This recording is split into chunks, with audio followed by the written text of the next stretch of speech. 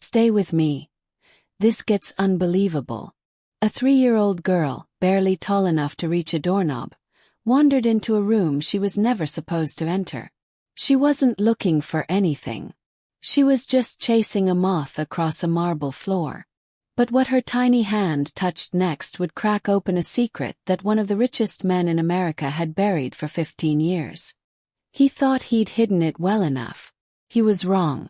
And by the time this story ends, you'll understand why some secrets don't stay buried forever. They wait for the one person too innocent to know they're not supposed to be found. Hey friends, welcome back. Before we dive in, tell me, where are you watching from today? Drop your city and country in the comments. I love seeing how far this little corner of the internet reaches. Today's story is one of the most emotional ones I've told in a while. About a single mother, her curious little girl, and a billionaire who forgot what it felt like to be loved by anyone who didn't want something from him. Start small. It ends with something none of you will see coming. Let's get into it. Nobody in that house knew a toddler's curiosity could undo 15 years of silence. Elena Reyes had learned a long time ago that the world didn't slow down for grief. She was 26 when her husband Daniel died. A warehouse accident, gone before the ambulance even arrived. And she was left with a mortgage, a 2-year-old daughter, and a stack of bills that didn't care how much she'd loved him. By the time her daughter Sophia turned 3, Elena had learned to fold her exhaustion into something invisible, something she could carry into other people's houses without anyone noticing the weight of it. The Cole estate sat at the end of a long private road in Connecticut, iron gates and hedges trimmed into perfect green walls, the kind of house that looked less like a home and more like something built to keep people out. Elena had been hired 3 months earlier through an agency. No interview with the owner, no meeting. Just a signed contract and a set of rules handed to her by the estate manager. Don't enter the East Wing. Don't touch anything in the study. Mr. Cole values his privacy above everything else. She'd heard the name before she ever saw the man. Adrian Cole. 30 years old, CEO of Cole Industries. A name that showed up in business magazines next to words like ruthless and brilliant and, more than once, cold. His father, Richard Cole, had built the company from a single manufacturing plant into a national empire before he died of a heart attack 5 years ago, collapsing in that very house, in that very study Elena had been told never to enter. Adrian had inherited everything. The company, the house, name. And as far as Elena could tell in 3 months of quiet observation, something else too, a kind of loneliness so total it had hardened into armor. He left for the office before sunrise and came home after dark. He ate dinner alone at a table built for 12. He never asked her name. Elena wasn't allowed to bring Sophia to work, not officially, but her sitter had cancelled that Tuesday morning with no warning, and Elena had exactly 2 choices: bring her daughter or lose a day's pay she couldn't afford to lose. So she'd tuck Sophia into the back of the utility closet with a coloring book and a promise. Stay right here, Mija, mommy will be quick, and prayed that quiet 3-year-olds actually existed. They do not. By 10 in the morning, Sophia had abandoned her crayons for the far more interesting task of chasing a moth down the east hallway, the one hallway in the entire house Elena had been explicitly told to avoid. Elena was 2 rooms away, elbow deep in polishing silver she'd been told never to touch either, unaware that her daughter's small sneakers were padding silently across a floor that hadn't felt a child's footsteps in over a decade. The East Wing had a particular kind of silence to it. Even the light seemed to move slower there, filtering gold and heavy through curtains nobody opened anymore. At the end of the hall was a door, slightly ajar. The housekeeper before Elena had warned her about that door once, in passing, in the tone people use when they're only half joking. That's the study. Mr. Cole locks himself in there some nights and doesn't come out till morning. Just leave it be. Sophia, who had never once in her life left anything be, pushed the door open with both hands. Inside, the room looked frozen in time. A heavy oak desk, walls lined with old photographs nobody had dusted in years, and above the fireplace, a portrait of a stern-looking man with Adrian's exact eyes. Sophia didn't know who he was. She didn't care. What she cared about was the moth which had landed infuriatingly on the wall just beside that portrait, right where a small brass hinge caught the light like a secret waiting to be told. She reached up on her tiptoes, small fingers grazing the frame, and the entire portrait shifted an inch to the left. Somewhere down the hall, Elena heard the front door open, the sound of expensive shoes on marble. Home 4 hours earlier than usual. Adrian Cole was back, and he was walking straight toward the East Wing. He hadn't stepped foot in that room in 11 months, and he had a very specific reason for that. Adrian Cole had left the office at 11 in the morning for the first time in years, not because of a meeting, not because of a deal, but because his assistant had used the word resignation in a sentence about the acquisition team, and for reasons he couldn't fully explain to himself. His chest had gone tight and he'd needed to be somewhere quiet. Somewhere with no cameras, no board members, no one watching his face for weakness. He hadn't grown up dreaming of running a company. He'd grown up in this house, in these hallways, mostly alone, watching his father work 16-hour days and calling it love because that was the only version of love Richard Cole knew how to offer. Adrian used to sit outside that study door as a boy, waiting for a few stolen minutes of his father's attention, and more often than not, the door stayed shut. He told himself he'd made peace with that a long time ago. He hadn't. Since his father's death, Adrian had barely opened the study door himself. It wasn't sentiment. He told himself that too, another lie he'd gotten good at. It was simply that there was nothing in there he needed. The lawyers had already gone through the estate documents. The accountants had already closed the books. Whatever his father had left behind in that room was just paper now. Just dust. Just a man who'd never once said, "I'm proud of you," even when Adrian handed him a company worth 4 times what he'd built it for. So when Adrian rounded the corner into the East Wing that Tuesday afternoon and saw the study door standing wide open, a door he was certain, absolutely certain, he had locked himself the last time he'd stood in that room. His first thought wasn't curiosity. It was fear. Because there was exactly one thing in that study Adrian had never told a single person about. Not his lawyers, not his board, not even the woman he'd almost married 3 years ago. A safe, hidden behind his father's portrait, that Adrian himself had never once managed to open. His father's private safe, the combination lost to whatever secrets Richard Cole had carried to his grave, and Adrian had spent 5 years telling himself he didn't care what was inside it. He quickened his pace down the hallway, dress shoes echoing off the walls, already rehearsing the conversation he'd have with the estate manager about which member of the household staff had been careless enough to leave that door unlocked. He was already forming the words to fire someone. And then he reached the doorway and stopped cold. There, in the middle of his father's study, stood a small girl in a yellow sundress, maybe 3 years old, her dark curls escaping a lopsided ponytail, standing on her tiptoes with one hand pressed flat against the wall exactly where the hidden hinge sat. The portrait had swung open behind her like a door. Behind it, a small steel safe, its faceplate hanging loose, as if it had never been properly closed at all. As if someone once, a long time ago, had left it that way on purpose, or in a hurry, or in grief. The little girl turned at the sound of his footsteps, entirely unbothered by the tall stranger in the doorway, and pointed one small finger straight past him toward the hallway, toward the sound of her mother's voice calling her name in a rising panic.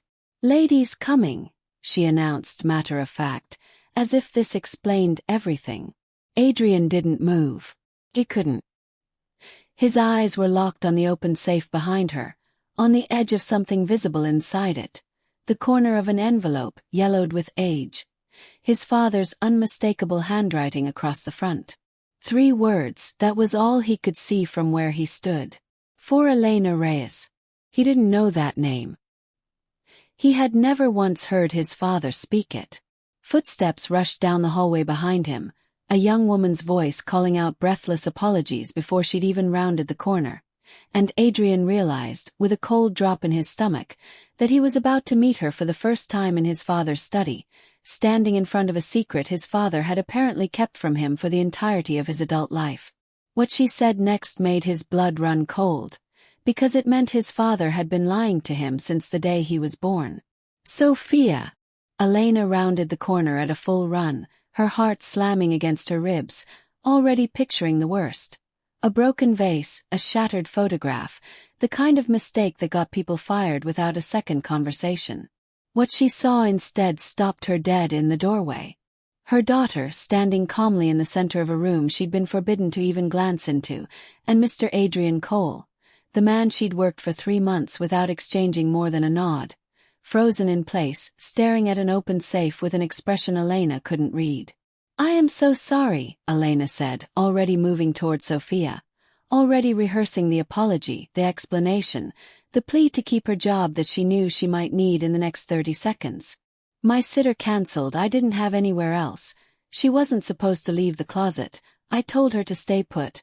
I'll pack our things right now. I understand if you need to let me go." "Elena Reyes." Adrian said it slowly, like he was testing the shape of the words in his mouth. And Elena felt something cold slide down her spine at the sound of her own name coming from a man who, as far as she knew, had never learned it. "Yes," she said carefully.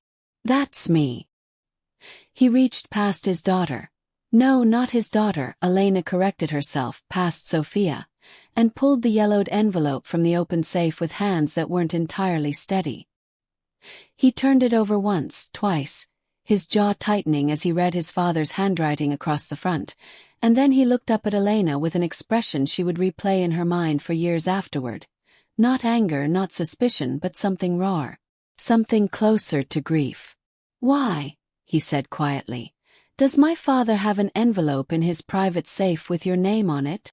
Elena's mouth went dry. "I don't understand." "Neither do I," Adrian said, and there was an edge in his voice now, sharp enough to make Sophia look up at him with wide, uncertain eyes.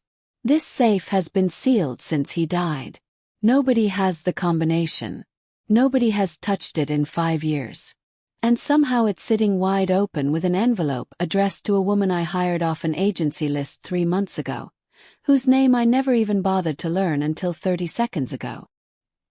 He held it up between them, the paper trembling slightly in his grip.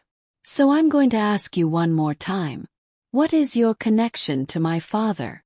"I don't have one," Elena said, and her voice cracked on the last word, because the truth was she had wondered the exact same thing herself, once years ago, and had talked herself out of it because it seemed impossible. "I never met your father. I never even knew he existed until I took this job and someone mentioned he used to own the house." "Then explain this." He turned the envelope so she could see the front of it clearly. His father's cramped, slanted handwriting spelling out her full name. Not the housekeeper, not whoever ends up in this position, but Elena Marisol Reyes, spelled correctly, completely, as if Richard Cole had known exactly who she was long before she'd ever set foot in this house. Elena stared at it, and something at the very edge of her memory stirred, something she hadn't let herself think about in 15 years. Her hand went instinctively to the small gold pendant she always wore beneath her collar, a habit so old she barely noticed she was doing it, and Adrian's eyes tracked the movement. "That necklace," he said slowly. "Where did you get it?" Elena's fingers closed around the pendant. "It belonged to my husband, Daniel. He died 6 years ago. It was a gift from a man he used to work for, a long time before I met him. Daniel never told me much about him, only that the man saved his life once, back when Daniel was young and stupid and nearly got himself killed on a construction site that should have been condemned. He said the man pulled him out of a collapsing structure with his bare hands and never let anyone thank him for it. Daniel wore that pendant every day until the day he died. It's the only thing of his I have left." Adrian's face had gone pale, the envelope trembling harder in his grip now. "What was the man's name?" "Daniel never told me. He said the man asked him to keep it quiet, said something about not wanting it to get complicated with his family. I always assumed he meant embarrassment, that he didn't want credit." Adrian looked down at the envelope in his hand, at his father's handwriting, at the date scrawled in the corner. 15 years old, almost to the month, and felt the floor tilt beneath him. "My father worked construction sites for 6 months when I was 15, he said quietly, more to himself than to Elena. Before he took over the company full-time. Nobody in the family ever understood why. He just said he needed to remember where he came from." He swallowed hard. He came home different that year. Quieter. He started disappearing some nights, wouldn't say where. My mother used to fight with him about it before she passed. I always thought. He stopped himself. "You thought what?" Lena asked. "I thought he was having an affair," Adrian said, and the words seemed to cost him something to say out loud. "I thought about it for years. I never told anyone. I let myself believe my father was a liar and a coward instead of considering." He looked up at Elena and at Sophia, still standing calmly between them with a particular unbothered patience only small children possess in the middle of adult crises. Instead of considering he might have spent 15 years quietly taking care of the family of a man whose life he saved, without ever once asking for anything in return. The room went silent except for the distant hum of the house's old heating system and Sophia's soft, curious humming as she tugged gently at the hem of her mother's skirt, entirely uninterested in the emotional weight settling over the two adults around her. Elena's eyes filled without her permission. "Are you saying my husband's Daniel, the man who saved him, was my father?" Adrian finished, his voice barely above a whisper. "I think my father spent the last 15 years of his life trying to repay a debt he never told a single person about. Not me. Not his lawyers. Nobody." He looked down at the envelope again, at his own name absent from the front of it entirely, at the years of silence that suddenly made a terrible, aching kind of sense. "And he never once let me in on it." What was written inside that envelope would force Adrian to rewrite everything he believed about the man he'd spent his whole life resenting. Adrian's hands shook as he broke the old wax seal, the paper crackling with the particular fragility of something that had waited a very long time to be read.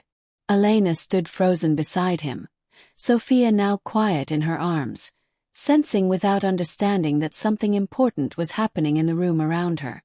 "Elena," the letter began in Richard Cole's unmistakable cramped handwriting. "If you're reading this, it means I never worked up the nerve to tell you myself, which honestly doesn't surprise me. I was never good at saying the things that mattered most while I still had the chance to say them. Ask my son. He'll tell you the same if he's speaking to me at all by the time this gets found." Adrian's throat tightened at that. He kept reading. 15 years ago, on a job site I had no business being on, a beam gave out over my head, and a young man I'd exchanged maybe 10 words with threw himself across me and took the impact meant for my skull. He walked with a limp for the rest of that year.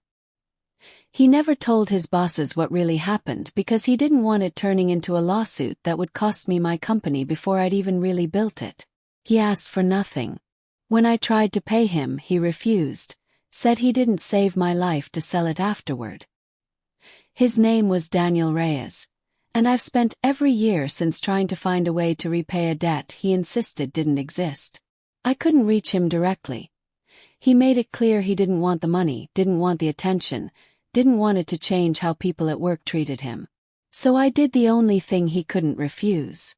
I made sure that if anything ever happened to him, his family would never have to face what my family faced when I almost died that day. Nothing, no safety net, no plan. I set aside a trust in his name years before he passed, though I pray to God he never needed it.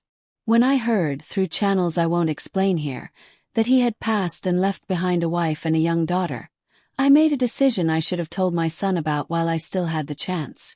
I made sure a position would open up in my household one day for a woman named Elena Reyes, so that if she ever needed steady, respectable work, it would be waiting. I made sure the trust for her daughter would be there when the time came, tied to a name she'd recognize instantly if she ever saw it in writing. I was going to tell her myself in person the day she started. I was going to tell my son everything finally, the way I should have told him 100 smaller truths over the years. I didn't get the chance. My heart had other plans. So I'm asking both of you now, from wherever I've ended up, to finish what I started and never had the courage to finish myself. Adrian, take care of this family the way I should have taken care of mine while I still had time. Elena, forgive an old man for hiding behind a safe instead of a kitchen table. And whoever finds this letter first, please, for the love of God, tell my son I loved him. I know I never said it enough. I know silence isn't the same as love, no matter how much I told myself it was. Richard. For a long moment, nobody in the study spoke. Sophia had grown still in her mother's arms, sensing the weight in the silence the way small children often do. Elena's face was wet with tears she hadn't tried to stop. And Adrian Cole, a man who hadn't cried in front of another person since he was 12 years old, stood in the middle of his father's study with his father's letter shaking in his hands, feeling 15 years of resentment crack straight down the middle. He knew, Adrian said finally, his voice raw. All this time, he knew exactly why he disappeared those nights. He wasn't hiding something shameful. He was hiding this. He looked up at Elena, at Sophia, and something in his chest that had been clenched shut for 5 years finally, painfully, began to loosen. My father spent the last years of his life trying to take care of a family he barely knew, and I spent those same years believing he didn't know how to love anyone at all. He set up a trust, Elena whispered, still staring at the letter. For Sophia. He knew about her before she was even born.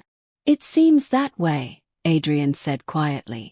I think my father was a much better man in private than he ever let himself be in public. I think he just never learned how to say any of it out loud while he was still here to say it. Sophia, entirely unaware of the magnitude of what had just unfolded around her, reached up and patted the side of Adrian's face with one small hand, the way toddlers do when they sense an adult is sad and don't yet have the words to ask why. Don't be sad, she said simply. And for the first time in longer than he could remember, Adrian Cole let himself cry in front of another person. What happened over the next few weeks would change 3 lives in ways none of them expected. The days after that afternoon in the study moved differently for Adrian, slower somehow, like a clock that had been wound too tight for years and had finally been allowed to settle into a normal rhythm. He didn't fire Elena. He didn't even consider it. Instead, he spent that first week doing something he hadn't done since he was a boy, sitting with his father's old files, his father's old letters, piecing together a version of Richard Cole he'd never had access to while the man was alive. He found more than he expected. A folder of anonymous donations to a scholarship fund for children of construction workers injured on the job. A separate account quietly funded for over a decade that had paid for a physical therapy program at a clinic 2 towns over. The same clinic Adrian discovered when he called to ask, that Daniel Reyes had used for his leg injury in the years after saving Richard's life, free of charge, never questioned, never explained. His father hadn't just been repaying a debt. He'd built an entire quiet second life around it, one built on gratitude instead of guilt, and he'd never once let his own son see it. Adrian found himself sitting across from Elena at the kitchen table more evenings than not that week, not as employer and employee anymore, but as 2 people slowly untangling the same knot of grief from opposite ends. She told him about Daniel. His stubbornness, his humor, the way he used to sing off-key in the shower and pretend he didn't know Elena could hear him laughing at him through the door. Adrian told her about Richard. His silences, his 16-hour workdays, the birthday parties he missed and the ones he showed up to late, standing awkwardly in the doorway like he wasn't sure he was allowed inside his own son's celebration. He wasn't cold, Elena said one evening, watching Sophia stack wooden blocks on the kitchen floor between them. He was just carrying something he didn't know how to put down in front of people. My husband was the same way near the end. Some men think love has to look like providing. They don't know how to make it look like anything softer. Adrian turned his coffee cup slowly between his hands. I spent 5 years being angry at a dead man for something I completely misunderstood. You're allowed to still be angry, Elena said gently. Understanding him doesn't erase what it felt like growing up in his silence. Both things can be true. It was the first time in years anyone had said something to Adrian that felt less like advice and more like permission. Over the following weeks, something in the house began to shift in ways the estate manager quietly noted but didn't dare comment on. Adrian started coming home earlier. Not every day, but often enough that it became noticeable. He started eating dinner at the smaller table in the kitchen instead of the long formal one built for guests he never had. And more than once, staff passing the East Wing in the evening caught the sound of a small child's laughter echoing down a hallway that had been silent for over a decade. Adrian's low voice mixed in beneath it, patient in a way none of them had ever heard from him before. He legally established Sophia's trust exactly as his father had intended, adding to it rather than simply honoring the minimum. He offered Elena a permanent position with a salary that reflected what her family had actually been owed, not what an agency had listed on a contract.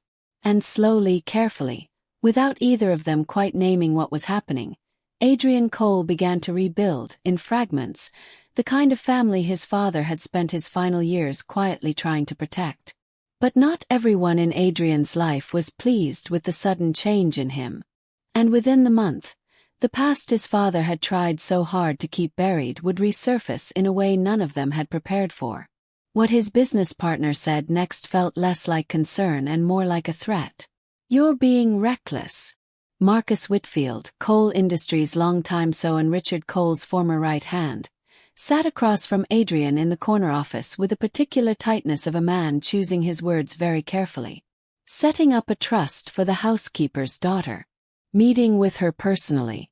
Coming in late 3 days this week.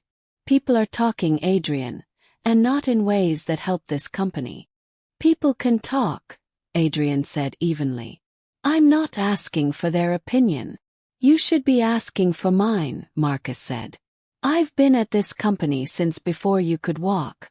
I watched your father build this from nothing, and I watched him make hard, unsentimental decisions to protect it.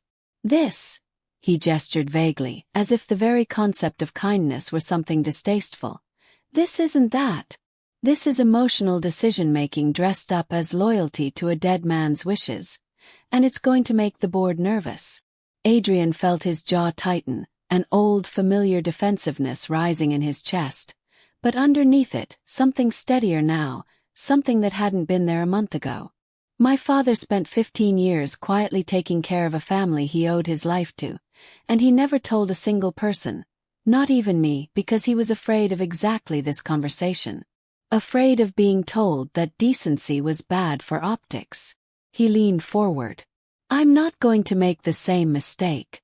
If the board has a problem with how I run my personal affairs, they can bring it to a vote.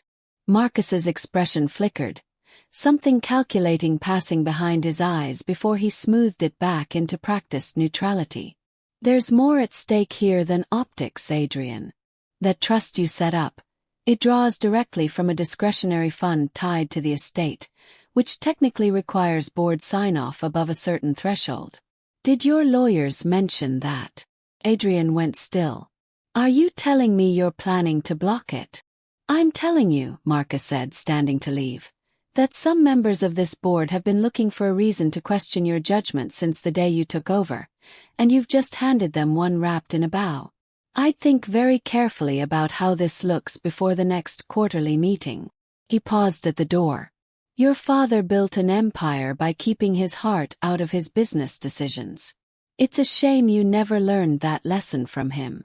The door clicked shut behind him, and Adrian sat alone in the quiet of his office, the weight of an old familiar fear settling back over his shoulders, the fear that softness was a liability, that his father's real lesson had been armor, not love.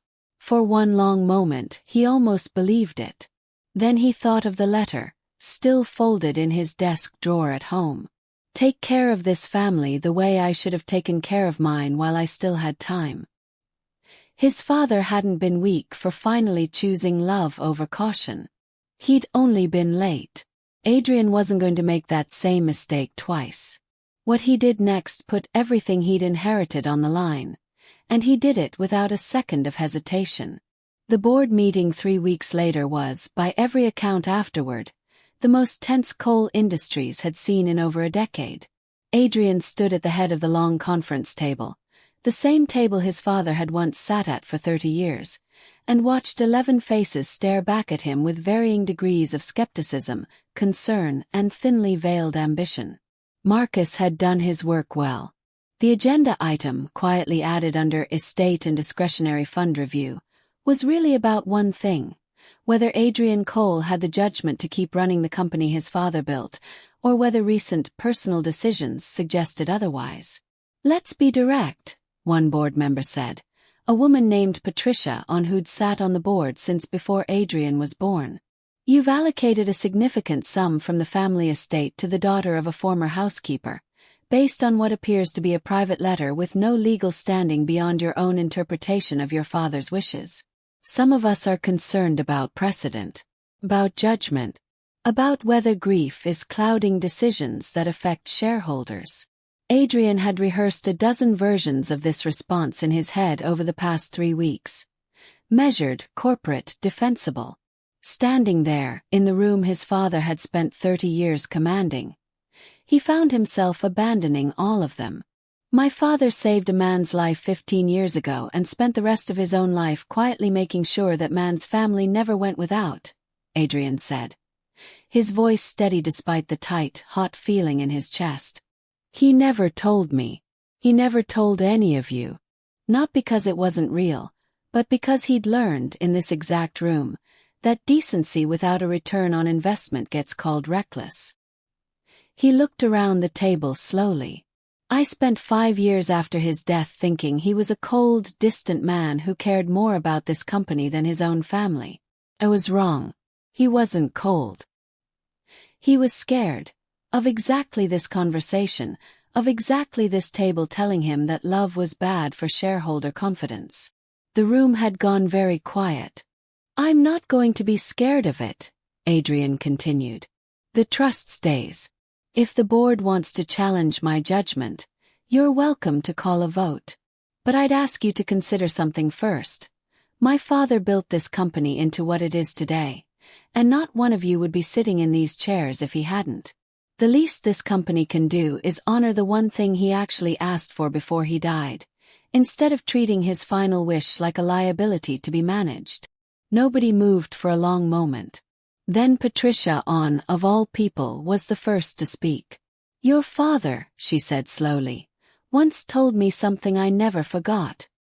He said the day this company stops being able to do one decent thing without a committee questioning it is the day it stops being worth running."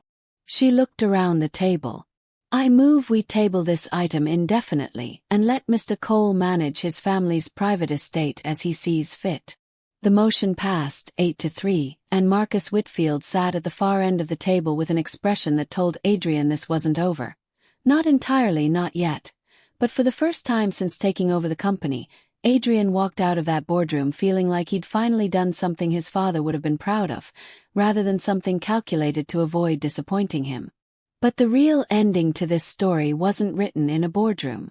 The weeks that followed settled into something Adrian hadn't realized he'd been missing his entire adult life. A home that actually felt lived in.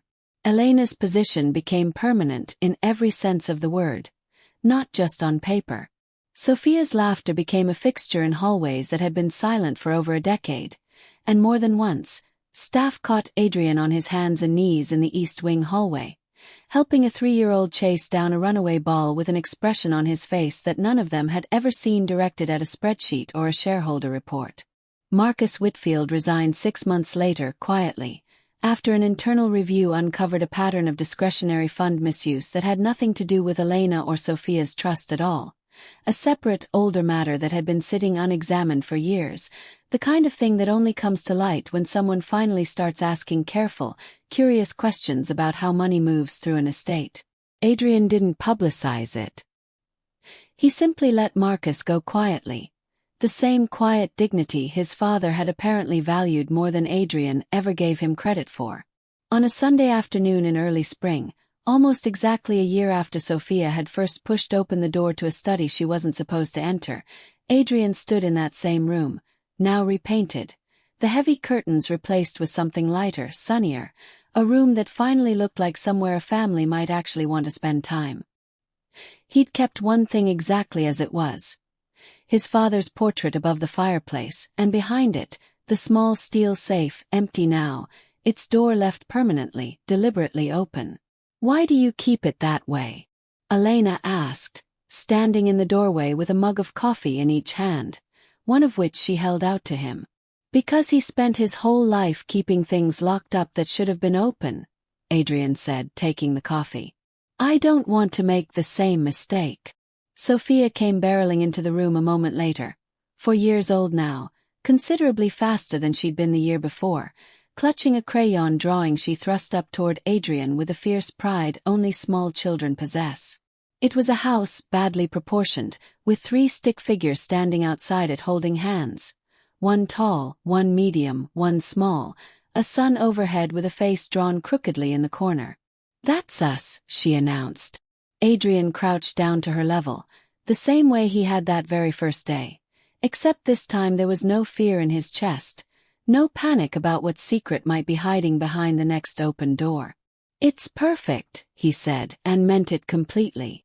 And in the years that followed, the foundation of the smallest discovery would grow into something none of them could have imagined.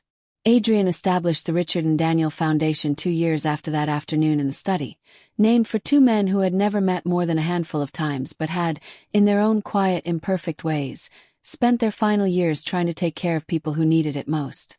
The foundation funded exactly what Adrian believed his father had been trying to build in secret for 15 years. Scholarships for children of construction and manufacturing workers injured on the job, emergency trust funds for families who lost a parent unexpectedly, and physical therapy programs modeled after the very clinic that had once quietly treated Daniel Reyes without ever billing him $1.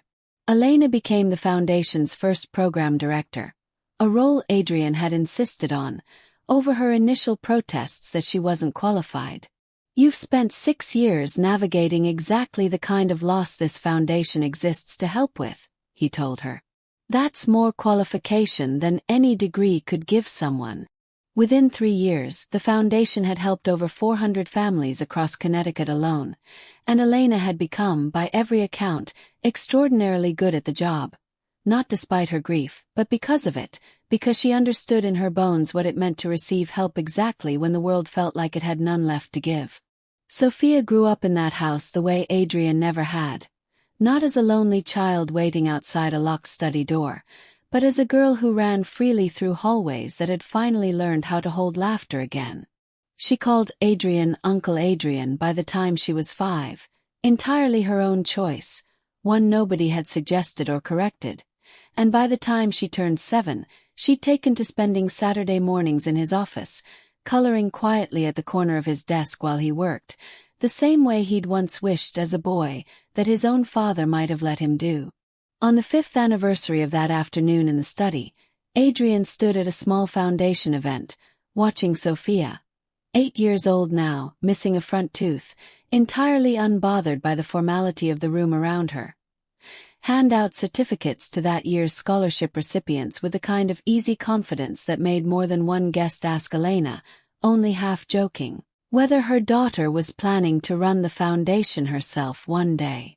"Maybe," Elena said, watching her daughter laugh with a stranger twice her age like they'd known each other for years. "She's always had a talent for finding the things people didn't know they were looking for. And that, in the end, is the whole truth of this story. Sometimes the biggest secrets in our lives aren't hidden by strangers. They're hidden by the people who love us most, tucked behind portraits and locked in safes and buried under silence, because somewhere along the way, they learned to believe that love had to look like providing instead of speaking, like protecting instead of admitting, like carrying a burden alone instead of setting it down at a kitchen table where someone might actually help carry it too." Richard Cole spent the last 15 years of his life quietly repaying a debt he never had to repay, taking care of a family he barely knew because a stranger had once thrown himself into danger without asking for anything in return.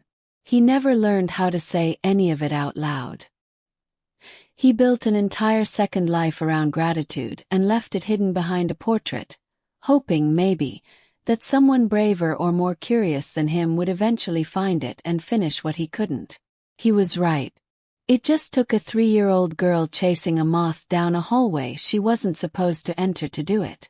Adrian Cole spent 5 years resenting a father he'd fundamentally misunderstood.